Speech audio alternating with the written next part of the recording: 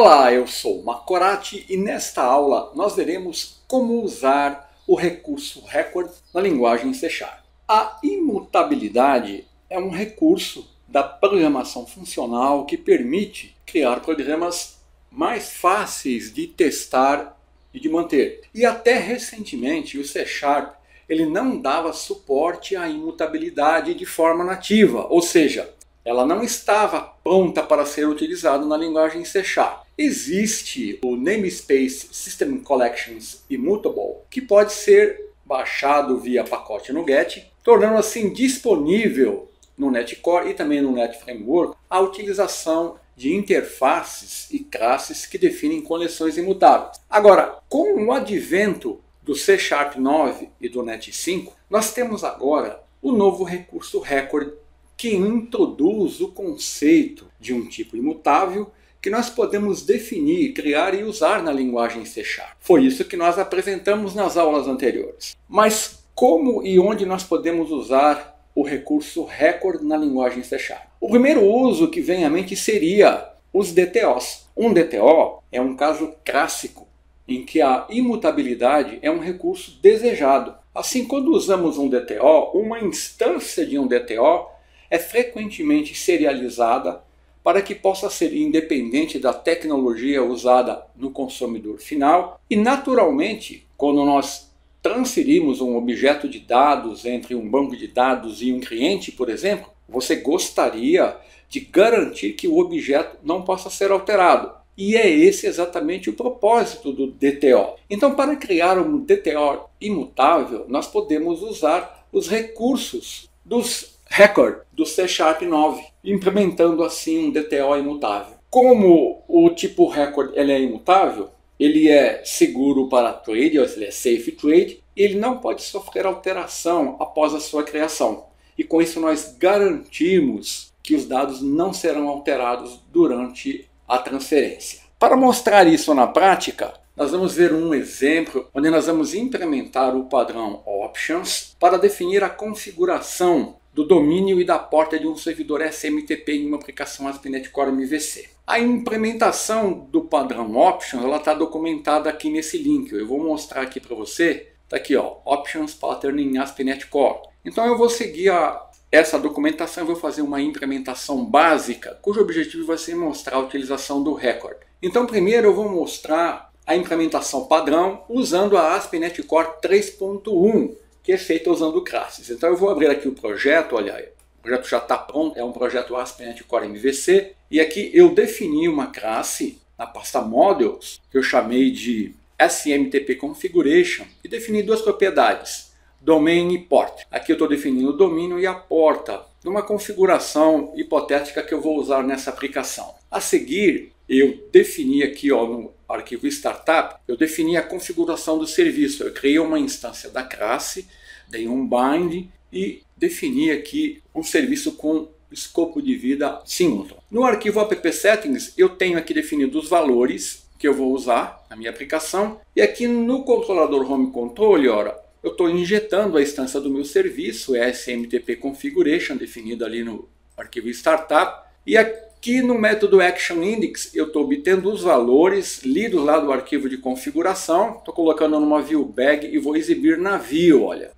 Então na index view eu tenho aqui a exibição do valor do domínio e da porta. Então isso aqui vai ser exibido os valores lidos lá do arquivo de configuração. Agora observe que aqui no Home Control eu tenho um código onde eu posso alterar os valores da instância do meu objeto SMTP Configuration, representado aqui, ó. No caso eu estou definindo um novo valor para a porta. E se eu executar o meu projeto, eu vou obter esse resultado.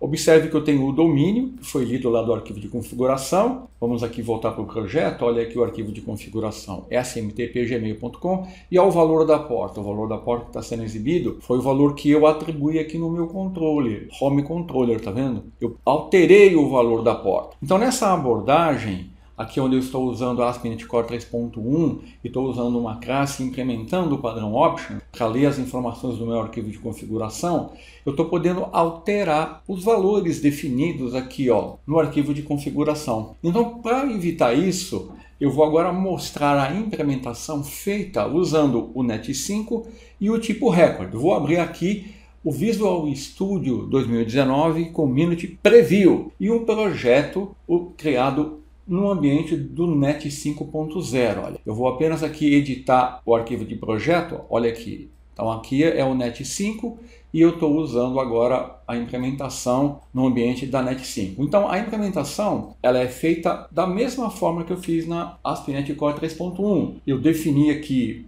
no arquivo de configuração, olha, a minha classe SMTP, eu criei a classe SMTP, mas na verdade aqui que está a diferença. Ao invés de eu definir aqui uma classe, eu defini um record, que eu chamei de SMTP Configuration.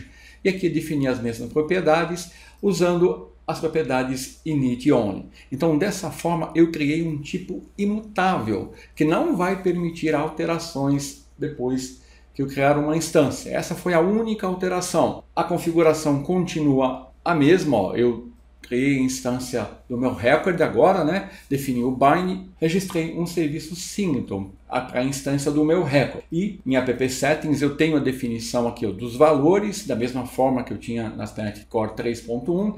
E no controlador Home Controller, olha, eu estou obtendo os valores, estou injetando aqui ó, no construtor o meu serviço da SMTP Configuration, que foi registrado ali no Startup, e estou obtendo os valores. E estou exibindo na view, da mesma forma, a view também é idêntica, tá vendo? Ó? Exibi o valor do view bag do domínio e da porta. Agora, a diferença está aqui, ó. Ao definir um record, eu tenho um tipo imutável. E com isso, aqui no controlador, se eu tentar alterar um valor, o compilador ele vai me dar uma mensagem informando ó, a propriedade somente de inicialização, o init only, do indexador SMTP Configuration Port só pode ser atribuído em um inicializador de objeto, em diz ou base em um construtor de instância. Ou seja, eu não posso alterar aqui o valor da porta como eu fiz na implementação da ASP.NET Core 3.1, porque aqui eu estou usando um record e não mais uma classe. E um record é imutável. Então, o valor aqui não pode ser alterado. Uma vez criada a instância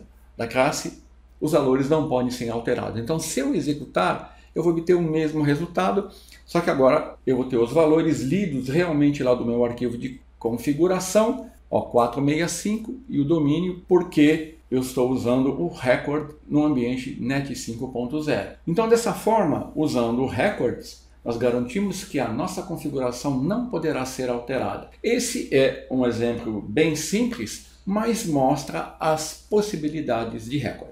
Então, até a semana que vem.